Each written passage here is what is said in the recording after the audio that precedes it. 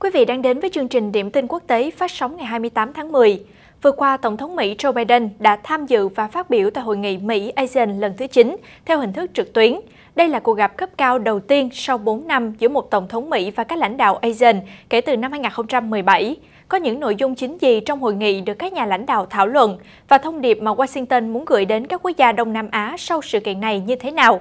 Xin mời quý vị cùng theo dõi điểm nóng của FBNC hôm nay để cùng tìm hiểu về những điều trên.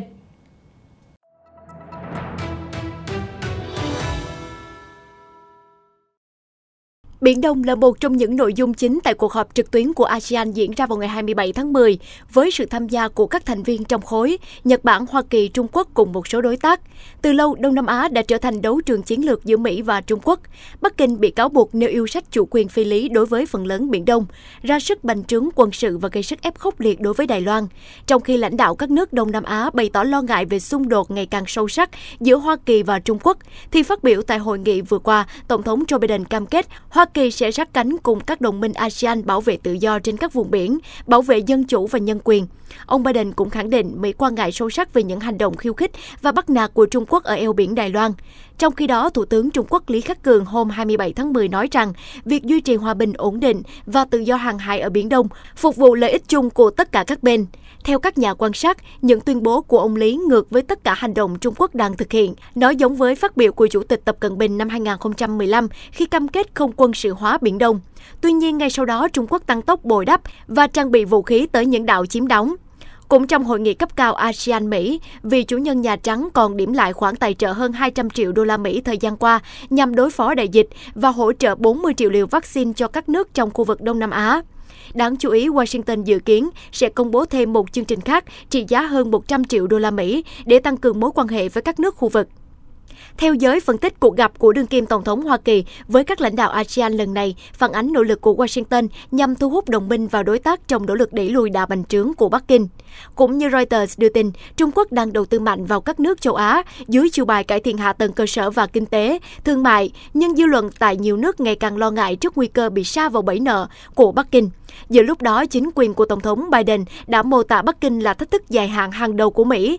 Và trước hội nghị thượng đỉnh ASEAN, một giám đốc cấp cao về Đông Á tại Hội đồng An ninh Quốc gia Nhà Trắng, ông Edgar Kagan đã ám chỉ đến các tuyên bố chủ quyền rộng khắp của Trung Quốc ở Biển Đông qua tuyên bố Washington quan tâm đến việc hợp tác với ASEAN nhằm đảm bảo khả năng phục hồi chuỗi cung ứng, về vấn đề khí hậu và giải quyết các thách thức chung về vấn đề hàng hải.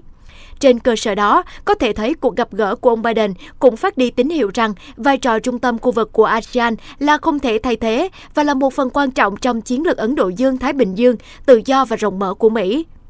Theo ông Murray Hibbert, chuyên gia về Đông Nam Á thuộc Trung tâm Nghiên cứu Chiến lược và Quốc tế CSIS tại Washington cho biết, đây sẽ là cuộc gặp đầu tiên của ông Biden với các nhà lãnh đạo ASEAN trên cương vị Tổng thống. Vì vậy, ông ấy sẽ muốn đảm bảo với họ rằng Đông Nam Á quan trọng đối với Mỹ. Dù vậy, đối với giới quan sát, việc thiếu yếu tố kinh tế trong cam kết khu vực của Hoa Kỳ là một lỗ hổng lớn và mong đợi Mỹ quay trở lại Hiệp định Xuyên Thái Bình Dương trước mắt không có dấu hiệu được đáp ứng. Theo đó, Mỹ đang tự mình định hình một cấu trúc khu vực cạnh tranh chiến lược với Trung Quốc. Nhưng nếu nước này không tiến sâu và hòa nhập tốt hơn với các nước bên trong, thì về lâu dài, rất khó có thể tạo ra những thay đổi mà Mỹ mong muốn. Bởi đơn giản là các nước Đông Nam Á gần Trung Quốc hơn.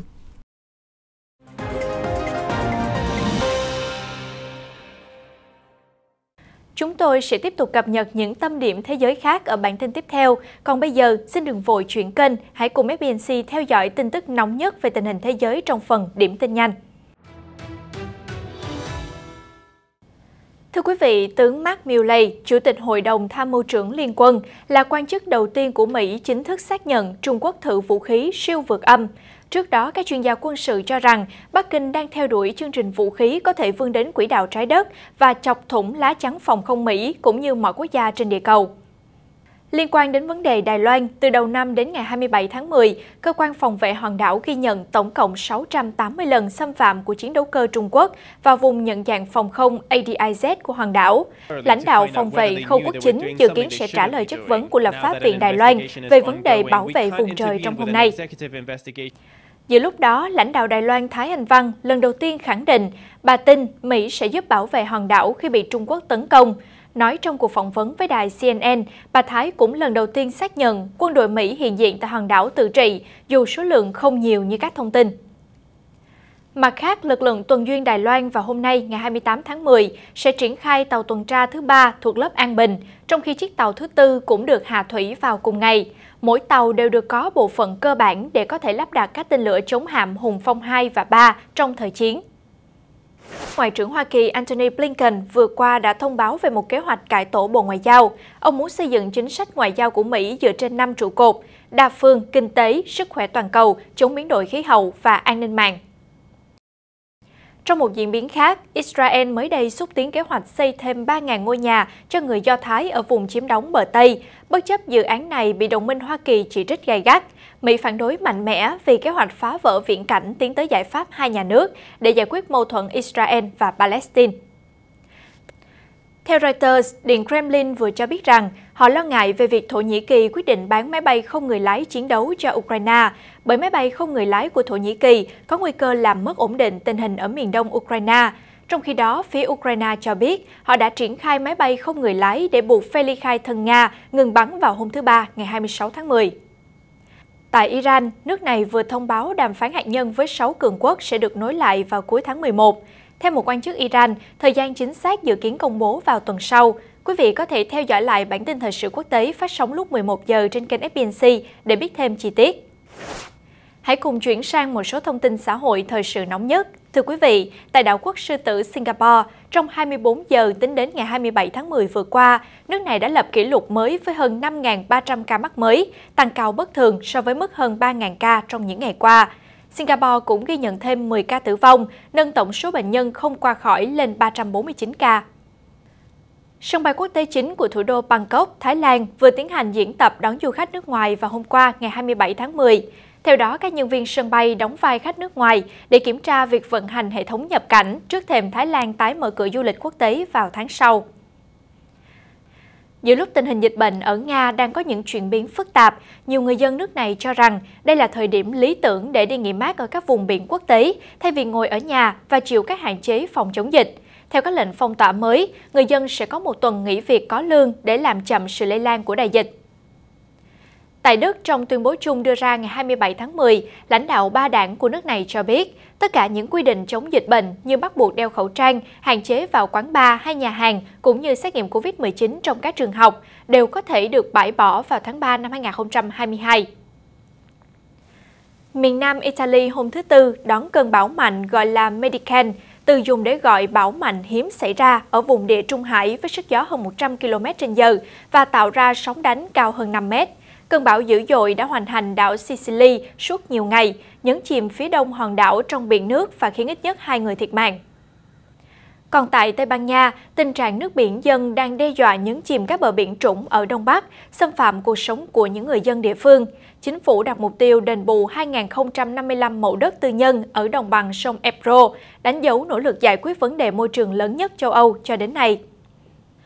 Quý vị thân mến, trong thời gian tới, du khách đến thủ đô Amsterdam sẽ được chứng kiến những chiếc tàu tự lái nhỏ cỡ ô tô di chuyển im lặng qua những dòng kênh lâu đời. Những chiếc thuyền không người lái này có thể chở hành khách, hàng hóa và làm nhiệm vụ dọn rác. Chúng chạy bằng điện và được gọi là rowboat. Tại Mỹ đã có 2 người tử vong và 2 người bị bệnh nặng sau khi sử dụng sản phẩm xịt phòng do Ấn Độ sản xuất và bán ở siêu thị Walmart. Căn bệnh họ mắc phải là melioidosis, còn được biết tới với biệt danh quả bom hẹn giờ Việt Nam. Bệnh gây ra bởi vi khuẩn Gram âm. Xin được chuyển sang một số thông tin kinh tế. Thưa quý vị, chính phủ Mỹ mới đây đã cấm hãng viễn thông khổng lồ China Telecom của Trung Quốc hoạt động tại nước này do lo ngại về an ninh quốc gia. Điều này làm căng thẳng thêm mối quan hệ vốn bất hòa giữa hai siêu cường, trải dài trên nhiều lĩnh vực như Đài Loan, Hồng Kông, nhân quyền, thương mại và công nghệ.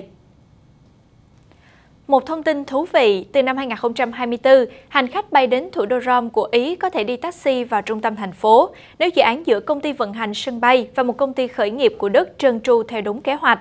Theo đó, công ty khởi nghiệp Volocopter hy vọng sẽ đưa sân bay Fiumicino trở thành địa điểm tiên phong cho loại hình taxi bay 2 chỗ chạy bằng pin, có cánh quạt mà hãng đang phát triển. Mới đây, hãng công nghệ Intel đã ra mắt một loại chip thế hệ mới, nhanh hơn dành cho máy tính cá nhân. Với siêu máy tính mà họ đang giúp chính phủ Mỹ chế tạo, dự kiến sẽ đạt tốc độ gấp đôi trước đây. Intel đang nỗ lực để giành lại vị trí dẫn đầu trong sản xuất chip nhanh nhất sau khi để mất danh hiệu vào tay các đối thủ như Advanced Micro Devices và Apple.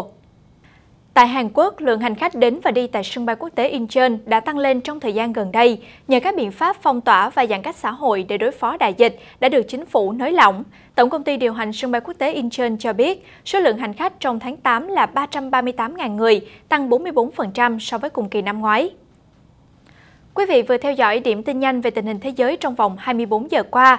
Còn bây giờ, từ khóa được tìm kiếm nhiều nhất trong ngày với hơn 2 triệu lượt là Shiba Inu Coin. Giá đồng tiền mã hóa này tăng vọt 777% trong 30 ngày qua, đạt mức cao nhất mọi thời đại vào ngày 27 tháng 8. Theo trang Fortune, hiện đồng Shiba Inu có giá trị vốn hóa thị trường là 38,5 tỷ đô la Mỹ. Gần đây đã có nhiều tin tốt khiến cho giá đồng tiền này lập kỷ lục, điển hình như việc quản trị viên dự án này thông báo họ sẽ phát hành sản phẩm sàn giao dịch phi tập trung có tên Shiba Swap trong tương lai, hay có hơn 300.000 nhà đầu tư đang kiến nghị sàn giao dịch tiền số Robinhood mở giao dịch đồng Shiba Inu. Trước đó, vào tháng 9, giá đồng Shiba Inu cũng bật tăng mạnh khi có tin rằng Coinbase, sàn giao dịch lớn nhất nước Mỹ, niêm yết loại tiền nổi tiếng này. Quý vị đang theo dõi điểm tin quốc tế. Trước khi kết thúc bản tin hôm nay, hãy cùng thư giãn ít phút cùng một clip thú vị sau đây.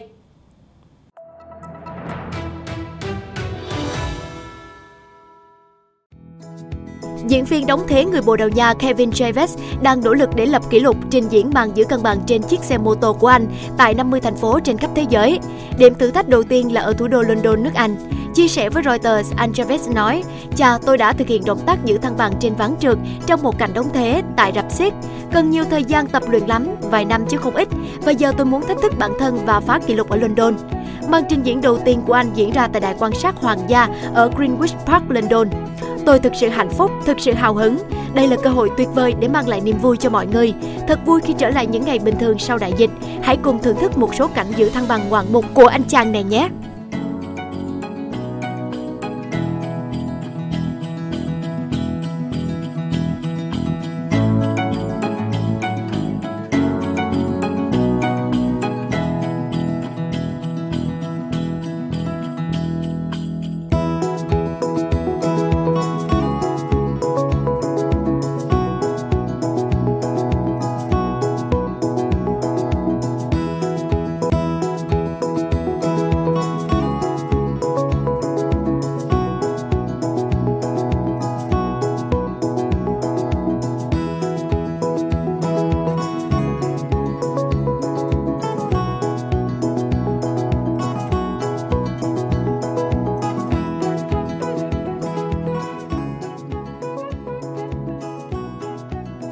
Chương trình điểm tin quốc tế đến đây là kết thúc. Xin chân thành cảm ơn quý vị quan tâm theo dõi. Xin chào và hẹn gặp lại ở những bản tin tiếp theo trên các nền tảng của FBNC.